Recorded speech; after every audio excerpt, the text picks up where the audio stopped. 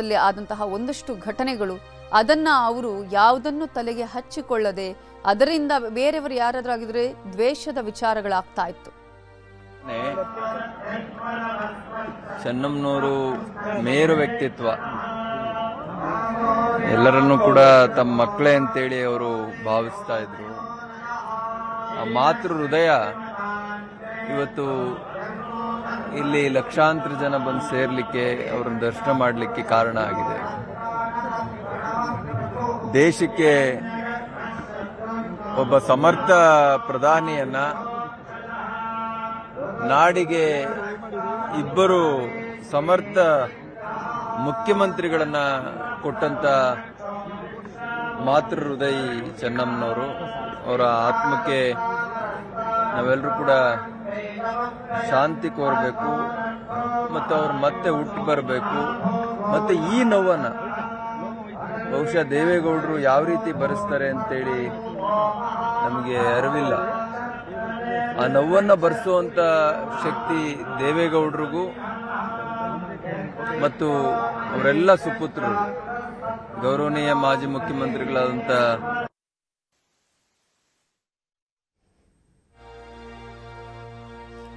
ಈಗಾಗಲೇ ಚೆನ್ನಮ್ಮ ಅವರ ಅಂತಿಮ ಯಾತ್ರೆ ನಡೀತಾ ಇದ್ದು, ಈಗಾಗಲೇ ದೃಶ್ಯಗಳಲ್ಲೂ ಕೂಡ ನೀವು ಗಮನಿಸ್ತಾ ಇದ್ದೀರಾ ಗಣ್ಯರ ಆಗಮನ. ಜೊತೆಗೆ ಈಗ ಸಿಎಂ ಡಿಕೆ ಶಿವಕುಮಾರ್ ಅವರ ಆಗಮನ ಆಗಿದೆ. ಡಿಕೆ ಶಿವಕುಮಾರ್ ಅವರು ಬಂದಿದ್ದಾರೆ ಅಂತ್ಯ ಸಂಸ್ಕಾರದಲ್ಲಿ ಈಗ ಭಾಗವಹಿಸೋದಕ್ಕೆ. ಜೊತೆಗೆ ಅವರ ಜೊತೆಗೆ ಸ್ವಾಮಿ ಆಗಿರ್ಬೋದು, ಇತರರು ಕೂಡ ಅವರು ಇರೋದನ್ನು ನಾವಿಲ್ಲಿ ಗಮನಿಸ್ತಾ ಇದ್ದೀವಿ. ಸಿಎಂ ಡಿಕೆ ಶಿವಕುಮಾರ್ ಅವರು ಮೊನ್ನೆ ಕೂಡ ಬಂದಿದ್ರು, ತನ್ನ ಪತ್ನಿಯ ಸಮೇತರಾಗಿ ಆಗಮಿಸಿ ಅಂತಿಮ ನಮನವನ್ನು ಸಲ್ಲಿಸಿದ್ರು. ಸಕಲ ಸರ್ಕಾರಿ ಗೌರವದೊಂದಿಗೆ ಅವರಿಗೆ ಅಂತ್ಯ ಸಂಸ್ಕಾರ ಆಗಬೇಕು ಅನ್ನುವಂತಹ ಒಂದು ವಿಚಾರವನ್ನು ಕೂಡ ಡಿಕೆ ಶಿವಕುಮಾರ್ ಹೇಳಿದ್ದು. ಯಾವುದೇ ಇರಲಿ, ರಾಜಕೀಯ ಏನೇ ಇರಲಿ, ಎಷ್ಟೇ ವೈಷಮ್ಯಗಳಿರಲಿ, ಆದರೆ ಇಂತಹ ಸಂದರ್ಭದಲ್ಲಿ ಅದು ಯಾವುದು ಕೂಡ ಇರೋದಿಲ್ಲ ಅನ್ನೋದಕ್ಕೆ ಈ ಘಟನೆಯೇ ಒಂದು ಸಾಕ್ಷಿಯಾಗಿದೆ. ಯಾಕಂದ್ರೆ ಚೆನ್ನಮ್ಮನವರ ಜೀವನವೇ ಅಂತಹದ್ದು.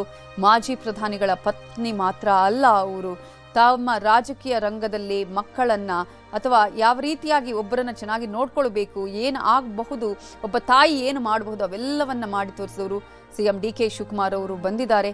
ರಾಜಕೀಯ ಏನೇ ಇರಲಿ, ರಾಜಕೀಯ ಅದು ಕೇವಲ ನಾವು ಕೆಲವರು ಪ್ರೊಫೆಷನ್ ಆಗಿ ಅಂತ ತೆಗೆದುಕೊಳ್ತಾರೆ ಅಷ್ಟೇ. ಆದರೆ ಪರ್ಸನಲ್ ಆಗಿ ಬಂದರೆ, ವೈಯಕ್ತಿಕವಾಗಿ ಬಂದರೆ ಯಾರು ಕೂಡ ಇಂತಹ ವಿಚಾರಗಳಲ್ಲಿ ರಾಜಕೀಯ ಮಾಡೋದಿಲ್ಲ, ಮಾಡಬಾರ್ದು ಅನ್ನೋದಕ್ಕೆ ಡಿಕೆ ಶಿವಕುಮಾರ್ ಅವರಲ್ಲಿ ನಿದರ್ಶನರಾಗಿದ್ದಾರೆ. ಕಾರಣ ಸಕಲ ಸರ್ಕಾರಿ ಗೌರವದೊಂದಿಗೆ ಅವರಿಗೆ ನಾವು ಅಂತಿಮ ವಿದಾಯವನ್ನು ಹೇಳಬೇಕು ಅಂತ ಹೇಳಿ ಅವರು ಮೊನ್ನೆ ಘೋಷಣೆ ಮಾಡಿದರು. ಅದೇ ರೀತಿಯಾಗಿ ಇವತ್ತು ಸಕಲ ಸರ್ಕಾರಿ ಗೌರವದೊಂದಿಗೆ ಅವರ ಅಂತ್ಯ ಸಂಸ್ಕಾರವನ್ನು ನೆರವೇರಿಸಲಾಗುತ್ತೆ. ಅಂತ್ಯಕ್ರಿಯೆ ಸ್ಥಳಕ್ಕೆ ಈಗಾಗಲೇ ಸಿಎಂ ಅವರು ಆಗಮಿಸಿದ್ದಾರೆ, ಅವರ ಕುಟುಂಬಸ್ಥರು ಬಂದಿದ್ದಾರೆ. ಆದರೆ ಈಗಾಗಲೇ ಹೊಳೆ ನರಸೀಪುರದಿಂದ ನಾಗಲಾಪುರ, ಹುಚ್ಚನಕೊಪ್ಪಲು, ಸಂಕನಹಳ್ಳಿ, ಕಳ್ಳಿಕೊಪ್ಪಲು, ಕಟ್ಟಹಳ್ಳಿ ಬಾರೆ, ಮಾರಗೊಡನಹಳ್ಳಿ, ಪಡುವಲಹಿಪ್ಪೆ, ಹನುಮನಹಳ್ಳಿ, ಬಸವನಾಯಕನಹಳ್ಳಿ, ಹಂಗರಹಳ್ಳಿ, ಹಳೆಕೋಟೆ ಗ್ರಾಮಗಳಲ್ಲಿ ಈ ಅಂತಿಮ ಯಾತ್ರೆ ನಡೆದು ಮಾವಿನಕೆರೆಗೆ ಈಗ ಆಗಮಿಸಲಿದೆ. ಈಗಾಗಲೇ ದೃಶ್ಯಗಳಲ್ಲೂ ಕೂಡ ನೀವು ಗಮನಿಸಿದ್ರಿ, ಸಾಕಷ್ಟು ಜನ ಈಗಾಗಲೇ ಈ ಒಂದು ಅಂತ್ಯ ಸಂಸ್ಕಾರದ ಜಾಗದಲ್ಲಿ ಇದ್ದಾರೆ. ಎಲ್ಲರೂ ಕೂಡ ಅಂತಿಮ ನಮನವನ್ನು ಸಲ್ಲಿಸೋದಕ್ಕೆ ಆಗಮಿಸಿರುವಂತವರು ಅನೇಕ ಮಠಾಧೀಶರಿದ್ದಾರೆ. ಕಾರಣ ಚೆನ್ನಮ್ಮ ಅವರಿಗೆ ದೇವರ ಮೇಲೆ ಎಷ್ಟು ಪ್ರೀತಿ, ಆಧ್ಯಾತ್ಮಿಕದ ಮೇಲೆ ಎಷ್ಟು ನಂಬಿಕೆ ಇತ್ತು ಅನ್ನೋದು ಅವರು ಹೋಗ್ತಾ ಇದ್ದಂತಹ ದೇವಸ್ಥಾನಗಳು, ಅವರು ತಮ್ಮ ಊರಲ್ಲೇ ಕಟ್ಟಿದಂತಹ ದೇವಸ್ಥಾನ ಆಗಿರ್ಬೋದು, ಅಥವಾ ಅವ್ರ ಮನೆಯಲ್ಲೇ ಮಾಡ್ತಾ ಇದ್ದಂತಹ ಪೂಜೆ, ಇವೆಲ್ಲವೂ ಕೂಡ ಸಾಕ್ಷಿಯಾಗಿದೆ. ಒಂದು ರಾಜಕಾರಣಿಯ ಕುಟುಂಬದವ್ರಿಗೆ ಇಷ್ಟೊಂದು ಗೌರವವನ್ನು ತೋರಿಸಿರ್ತಕ್ಕಂಥದ್ದು ದೇಶದಲ್ಲೇ ಮೊದಲು ಅಂತ ಕಾಣಿಸ್ತದೆ. ಯಾಕೆಂದರೆ ಅಮ್ಮ ಅವರು ಯಾವುದೇ ಜವಾಬ್ದಾರಿಯಲ್ಲಿ ಇರಲಿಲ್ಲ, ಅಥವಾ ಯಾವುದೇ ಹುದ್ದೆಯನ್ನು ಅಲಂಕರಿಸಿರಲಿಲ್ಲ, ಅಥವಾ ಬೇರೆ ರಾಜಕಾರಣಿಗಳು ರೀತಿ ಹೆಣ್ಮಕ್ಳು ಏನು ರಾಜಕಾರಣವನ್ನು ಮಾಡ್ತಾರೆ ಆ ರೀತಿ ಮಾಡಿರಲಿಲ್ಲ. ಇಂಥ ಸಂದರ್ಭದಲ್ಲೂ ಕೂಡ ಇಡೀ ದೇಶದ ಜನತೆ, ರಾಜ್ಯದ ಜನತೆ ಅವ್ರ ಬಗ್ಗೆ ತೋರಿಸಿರ್ತಕ್ಕಂಥ ಪ್ರೀತಿ ಕಾಳಜಿಯನ್ನು ನೋಡಿದ್ರೆ, ಅವರ ಧನ್ವಿತ ಭಾವನೆಯನ್ನು ನೋಡಿದ್ರೆ ನಿಜವಾಗಿಯೂ ಕೂಡ ಈ ದೇವೇಗೌಡ ಸಾಹೇಬರು ಕುಮಾರಣ್ಣರವರ ಕುಟುಂಬದ ಮೇಲೆ ಏನು ಪ್ರೀತಿಯನ್ನು ಇಟ್ಕೊಂಡಿದ್ದಾರೆ ಅನ್ನುವಂಥದ್ದು ಇವತ್ತು ಗೊತ್ತಾಗ್ತಾ ಇದೆ. ಜೊತೆಗೆ ರಾಜಕಾರಣದಲ್ಲಿ ಇರ್ತಕ್ಕಂಥವರು, ಕುಟುಂಬದವರು, ರಾಜಕಾರಣಿಗಳು ಮಾತ್ರ ರಾಜಕಾರಣವನ್ನು ಮಾಡಬೇಕು, ಬೇರೆಯವರೆಲ್ಲರೂ ನಮ್ಮ ಅಮ್ಮ ಅವ್ರು ಹೇಗಿದ್ರು ಹಾಗೆ ಇರಬೇಕು ರಾಜಕಾರಣದ ಕುಟುಂಬದವರು ಅನ್ನುವಂಥ ಒಂದು ಸ್ಪಷ್ಟ ನಿರ್ದೇಶನವನ್ನು ಈ ಒಂದು ಇವತ್ತು ಮೊನ್ನೆಯಿಂದ ಏನಾಗಿರ್ತಕ್ಕಂಥದ್ದು ನೋಡಿದ್ರೆ ಇಡೀ ದೇಶಕ್ಕೆ ಒಂದರ ಮಾದರಿ ಅನ್ನುವಂಥ ಮಾತನ್ನು ಈ ಸಂದರ್ಭದಲ್ಲಿ ಅದನ್ನೀಗಾಗಲೇ ಮಾನ್ಯ ಕುಮಾರಣ್ಣರವರು ಮತ್ತು ಅಮ್ಮವರ ಅಭಿಮಾನಿಗಳು ಮಾಡುವಂಥದ್ದು.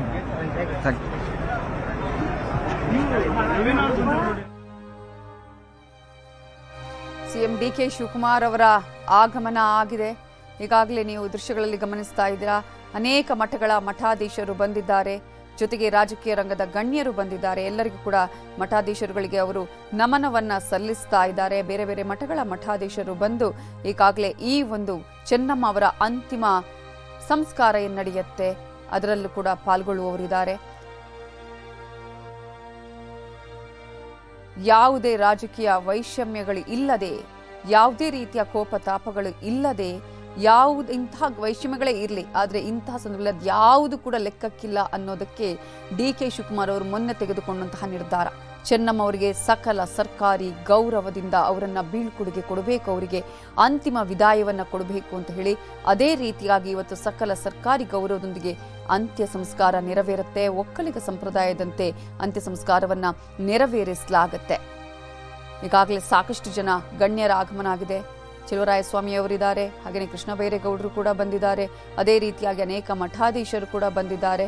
ಇನ್ನು ಕೆಲವೇ ಹೊತ್ತಿನಲ್ಲಿ ಮಾವಿನ ಕೆರೆಗೆ ಚೆನ್ನಮ್ಮ ಅವರ ಪಾರ್ಥಿವ ಶರೀರದ ಮೆರವಣಿಗೆಯನ್ನು ಮಾಡ್ತಾ ಇರುವಂತಹ ವಾಹನ ಕೂಡ ತಲುಪುತ್ತೆ. ರಂಗನಾಥ ಸ್ವಾಮಿ ಬೆಟ್ಟದ ತಪ್ಪಲಿನಲ್ಲಿ ಅಂತ್ಯಕ್ರಿಯೆಯನ್ನ ನೆರವೇರಿಸಲಾಗತ್ತೆ. ಕ್ಯಾತನಹಳ್ಳಿ ಗ್ರಾಮದ ರಂಗನಾಥ ಸ್ವಾಮಿಯ ತಪ್ಪಲು ಈ ಒಂದು ಬೆಟ್ಟವನ್ನ ಆಯ್ಕೆ ಮಾಡಿರೋದಕ್ಕೆ ಕೂಡ ಅನೇಕ ಕಾರಣಗಳಿದೆ. ಕಾರಣ, ಚೆನ್ನಮ್ಮ ಅವರು ದೀರ್ಘಕಾಲದಲ್ಲಿ ಹೊಳೆ ನರಸೀಪುರ ಭಾಗದಲ್ಲೇ ಇದ್ದವರು. ಹಳೆಕೋಟೆ, ಮುತ್ತಿಗೆಹಿರೇಹಳ್ಳಿ, ಹರದನಹಳ್ಳಿ ಸೇರಿದಂತೆ ಈ ಸುತ್ತಮುತ್ತಲ ಗ್ರಾಮಗಳು ಹಾಗೂ ಗ್ರಾಮಸ್ಥರೊಂದಿಗೆ ಅವರಿಗೆ ಅವಿನಾಭಾವ ಸಂಬಂಧ. ಕುಟುಂಬದ ಸದಸ್ಯರು ಎಲ್ಲರೂ ಕೂಡ ಈ ಜಾಗವನ್ನು ಆಯ್ಕೆ ಮಾಡಿಕೊಂಡಿದ್ದು ಮಾತ್ರ ಅಲ್ಲ, ದೇವೇಗೌಡರೇ ಸ್ವತಃ ಈ ಜಾಗವನ್ನ ಹೇಳ್ತಾರೆ, ಇಲ್ಲೇ ಆಗಬೇಕು ಆಕೆಯ ಅಂತ್ಯ ಸಂಸ್ಕಾರ ಅನ್ನುವಂತಹ ವಿಚಾರವನ್ನ ಕೂಡ ಹೇಳ್ತಾರೆ. ಈಗಾಗಲೇ ದೃಶ್ಯಗಳಲ್ಲಿ ನೀವು ಗಮನಿಸ್ತಾ ಇದ್ದೀರಾ, ಡಿಕೆ ಶಿವಕುಮಾರ್ ಅವರು ಮುನಿರತ್ನ ಅವರಿಗೆ ಅವರ ಹೆಗಲ್ಲಿಗೆ ಒಂದು ಹೊಡೆದು ಅಲ್ಲಿ ಮಾತನಾಡಿಸಿರುವಂತಹ ವಿಚಾರವನ್ನು ಕೂಡ ನೀವು ಗಮನಿಸಿದ್ರಿ. ಪಕ್ಷಾತೀತವಾಗಿ ಎಲ್ಲರೂ ಕೂಡ ಅಲ್ಲಿದ್ದಾರೆ, ಪಕ್ಷಾತೀತವಾಗಿ ಅಲ್ಲಿ ಮಾತನಾಡ್ತಾ ಇದ್ದಾರೆ. ಇಲ್ಲಿ ಯಾವುದೇ ರೀತಿಯಂತಹ ರಾಜಕೀಯ ವೈಷಮ್ಯಗಳಿಲ್ಲ. ಅಂತಹ ಸಂದರ್ಭವೂ ಅಲ್ಲ, ಅಂತಹ ಜಾಗವೂ ಕೂಡ ಅಲ್ಲ ಇದು. ಏಕೆಂದರೆ ನಾವು ಯಾರು ಕೂಡ ಇಲ್ಲಿ ಶಾಶ್ವತರಲ್ಲ. ಏನೇ ನಮ್ಮ ವೈಷಮ್ಯಗಳು ಇದ್ರೂ ಕೂಡ ಅದು ನಾವು ಇರುವವರೆಗೆ ಮಾತ್ರ, ನಮ್ಮ ಉಸಿರು ಇರುವವರೆಗೆ ಮಾತ್ರ, ಅಥವಾ ನಾವು ಯಾವುದಾದ್ರೂ ಒಂದು ವೈಷಮ್ಯವನ್ನು ಇಟ್ಕೊಂಡ್ರೆ ಅದು ಆ ಸಂದರ್ಭಕ್ಕೆ ಮಾತ್ರ ಅನ್ನೋದಕ್ಕೆ ಇಂತಹ ಘಟನೆಗಳೇ ಸಾಕ್ಷಿ. ಮುನಿರತ್ನ ಅವರ ಹತ್ರ ಮಾತನಾಡಿದಂತಹ ದೃಶ್ಯಗಳನ್ನು ಕೂಡ ನಾವು ನಿಮಗೆ ತೋರಿಸಿದ್ವಿ ಅಲ್ಲಿ. ಯಾಕಂದ್ರೆ ಇಂತಹ ಜಾಗ ಅಲ್ಲ, ಇಂತಹ ಕೋಪತಾಪಗಳನ್ನು ಮಾಡೋದಕ್ಕೆ, ಪರ್ಸನಲ್ ಆಗಿರುವಂತಹ ವಿಚಾರಗಳನ್ನು, ಕೋಪತಾಪಗಳನ್ನು ಇಟ್ಕೊಳ್ಳೋದಕ್ಕೆ. ಸೋಮಣ್ಣ ಅವರು, ಕುಮಾರಸ್ವಾಮಿ ಅವರು, ಡಿಕೆ ಶಿವಕುಮಾರ್ ಅವರು ಅಲ್ಲಿ ಮಾತನಾಡಿದಂತಹ ದೃಶ್ಯಗಳನ್ನು ಕೂಡ ನಾವು ತೋರಿಸಿದ್ವಿ. ಮೊನ್ನೆ ಬಂದಂತಹ ಸಂದರ್ಭದಲ್ಲಿ ಸಿದ್ದರಾಮಯ್ಯ ಅವರು ಕೂಡ ಬಂದು ಅಲ್ಲಿ ಎಚ್ ಡಿ ದೇವೇಗೌಡರು, ಕುಮಾರಸ್ವಾಮಿ ಅವರಿಗೆ ಸಾಂತ್ವನ ಹೇಳುವಂತಹ